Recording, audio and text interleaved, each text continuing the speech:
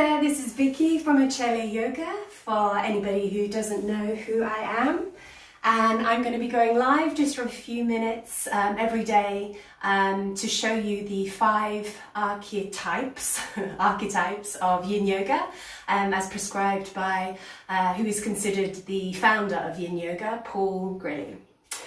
So for the next 5 days, I'll show you the 5 poses so you can practice them at home by yourself. And if you would like to, on Saturday, I'll be bringing them together in a special Yin Yoga class at my live online yoga and meditation retreat that I'm doing with my friend Nigel and teacher Nigel here on Facebook Live. So if you'd like to join us, then please just, I'll let you know afterwards how you can do that. So we're going to start with the first pose, which is shoelace. Now the reason that they are called the 5 archetypes is because they target the 5 main muscle groups and surrounding connective tissue of the body. As I show you these poses, please bear in mind, really important to remember, that what you're seeing is what these poses look like on my body, and of course we are all completely different, so use my body as a very general guide. What I really want you to focus on is where you're feeling it in the body and if you are hurting anywhere, and also how much stimulation you're feeling as well. That's important. Hi, I can see a few people are there. Welcome, nice to see you. So we're going to start with shoelace. So there's a few different ways of getting into shoelace. I will show you 3 of them and you can choose which one you prefer. Paying particular attention with this pose to the knees. We do not want any pain in the knees whatsoever. So the first way, hopefully you can see me well, is to start on your knees. And then just to sit down on your hip, left hip in this case, and then bring your right knee round. So you're bringing your right foot towards your right hip. Now some people, many people actually, it will be, you'll be here and this is as far as you can go without pulling on the knee. Other people can go further and they can bring it much further round, more, I'll just show you more towards the hip, but it all depends on your knees, your hip rotation possibilities. Do not pull on the knee. So that is one way you can get in. Another way is to put your legs out straight in front of you, bend one knee, the right knee in this case, and again, take that right foot towards the left hip. Now, as I mentioned before, this is half shoelace.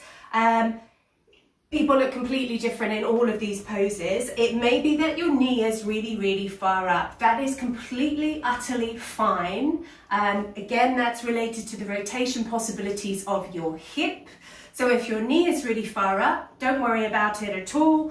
If it's low down, that's fine as well. Different bodies, different things. So this is half shoelace. Now you may want to stay here actually. For full shoelace, you can just roll back on the hips, bend the other knee, and then bring that foot towards the opposite outer hip. So again, we're in the shoelace position. I'll show you from the side that we were in previously. So that's another way of getting in. The third way is to go onto your hands and knees, and then just to put the right knee on the outside of the left knee. So I'll just show you from the back, you can see it there.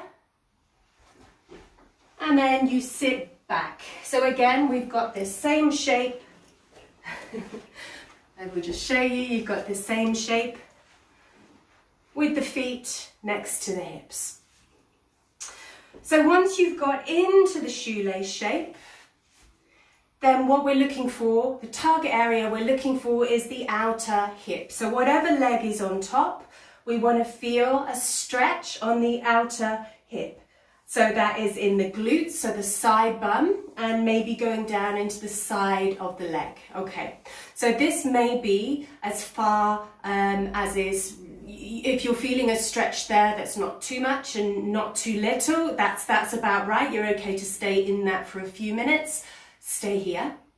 Otherwise, fold forward. Now this will more than likely accentuate the stretch. So you want to find a point where, as I said, not too much, not too little, somewhere you can stay in between 3 and 5 minutes. You may be folded over completely, you may be sitting up, or somewhere in between.